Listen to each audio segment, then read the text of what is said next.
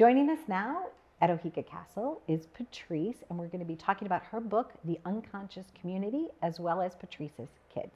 Welcome to the show. How are you? Thank you so much, Donna. Thank you for having me. I'm doing well. How are you? Good. So your book has helped a lot of people. Yes. Okay. What is your book about? It's part of your, your life story, correct? My journey. Yeah. Okay. So basically, my book is about me dealing with child sexual abuse from the age of 8 until 18. And I talk about all the trials and tribulations that I went through, from suicidality, depression, being homeless, things like that, and pretty much fighting for my existence. And so I tell my story and how I came to be where I'm at today, a survivor. So I'm no longer a victim. I'm victorious. I'm a survivor. So I talk about that. And I basically wrote the book to inspire other survivors, to let them know they're not alone. You're not by yourself, and you can work through things. You can go to school. You can graduate. You can have you can thrive. You can thrive in life and have a good life and still be able to handle those things that, depression. And I also discuss therapy, which is so very important for survivors, to be able to process what happened to you and then, move on about your life.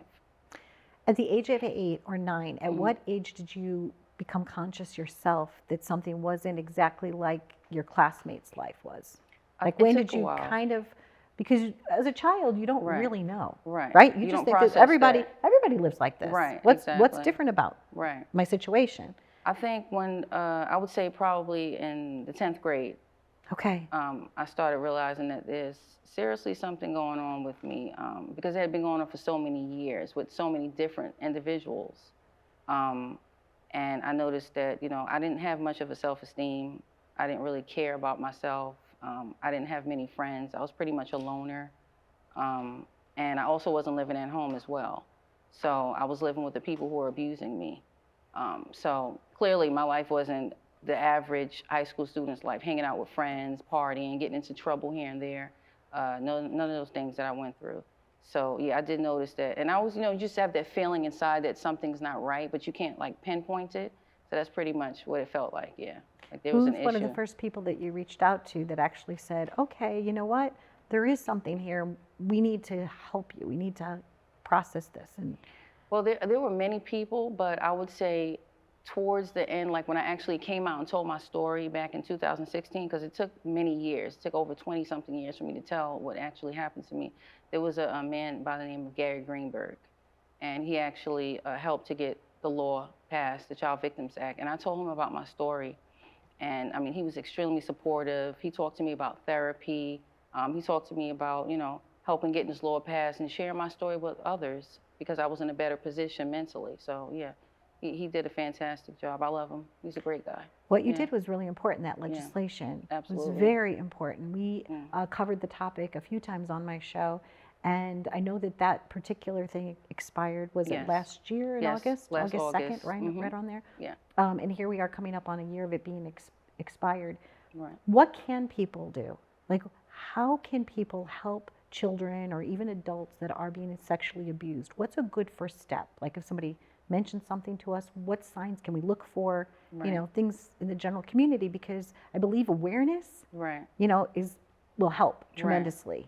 Well, I mean, I think at this point, it's very difficult for a child to come and say, someone touched me. But you do notice signs like over sexualized. They're acting out sexually with other kids, possibly. Inappropriate behavior, bad behavior, not focusing in school, things like that. Getting upset really quickly over like really small things that you would look at and say, okay, that's not that big, but to them it's huge. Low self-esteem, not really caring about how they look, things like that. Okay. So those are some of the signs. And I always say that the child that acts out the most is the child that needs the most love and attention. So you pay attention to those types of things, and then you'll see there's something definitely going on with this kid, and you need to figure it out. But you don't alarm them. You talk to them gently, get them in therapy, and you start discussing and show them that they're loved and that what happened to them is not who they are. It's just something that happened to them, and they can get through it. But it's honestly, Donna, it's a lifelong process of recovery. It's not something, even if it happened only once, it's still a lifelong process of recovery. A lot of studies show that it takes at least $1 million worth of recovery for you to at least be able to process it mentally. Wow. Yeah. So it's something that a lot of people don't talk about. Yeah. It used to be people didn't talk about cancer. They called it the C word, Right. And then on a deeper level, Yeah. really no one talks about sexual abuse Right. or incest or Yeah. any of the types of things that are very, very troubling. Yeah. You know, and especially the other thing too is with the pandemic, you know, one of my thoughts was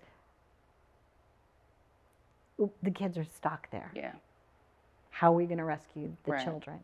Exactly. Because they're not allowed to even go out and play. Mm-hmm. It's scary. Yeah. Right? It really is. And it takes someone like you that is courageous beyond measure. Thank you. Not only are you're also a veteran, Yes. you also served in our Yes. military. So your courage, Patrice, is something that is a foundation and it's a beacon for people to kind of look up to, you know. And Yeah. if someone like, you know, the challenging situations, like you're able, like you said, I know it's every day you live with it, Right. right? Absolutely. But you're making a difference Yes. and you're saving lives. Yes. So when we first met yesterday, we Yeah. were like laughing and we had a great time. We're like running around this big, beautiful, amazing, you know, museum. And I Yeah. told you sometimes I'm afraid of the dark. I'm afraid Right. of, you know, I grew up thinking somebody was in my closet or under my bed, you know, and for me that wasn't a reality. It was just Right. my imagination. But for some children, that's their reality. Yeah, absolutely. And I think love and support is the best that you can give a child. But what I do with my nonprofit, I definitely have on my website, Patrice's Kids. You can go in there, and I offer a series of free trainings Okay. for adults, so they can look out for, you know, Signs. grooming behaviors, predators, things like that, and things that they can teach their small children, even at the early age of 2, about protecting their bodies, self-care, and being able to just speak up, having that self-esteem about themselves and say, hey, Mom, this is what's going on. Because your child has to be able to trust you. A lot of times your child doesn't trust you, and that's why they don't tell you what's going on. But you need to have that relationship with them. So I do offer trainings as well. Yeah. One of the things that I did early on with my kids was to say, tell me 3 good things about your day. Mm-hmm. And if they couldn't come up with 3 good things, then I figured, oh, you must have had a bad day. Right. Do you know what I'm saying? Like Yeah. any type of conversation helps. Right. You know, I thank you for joining us. Is there anything else you'd like to share with us that I maybe didn't touch upon? I wasn't expecting us to talk this deeply about Right, something, right. but then all of a sudden I said, all right, let's just go there because if we Right. could save one child. Right. I'll just say that for every parent or caretaker, grandmother, grandfather, whoever's taking care of a child, it's your business to be in your child's business. And I'll leave it with that. Yeah, I love definitely. that. Thank you so much, Patrice. Thank you for having me. Please go to her website for more information to help her organization. You know, there is legislation that does need to be passed, even if, you know, Patrice and I were talking ahead of time, even if it takes 30 more years, you know, we have to protect our children. Thank you for watching.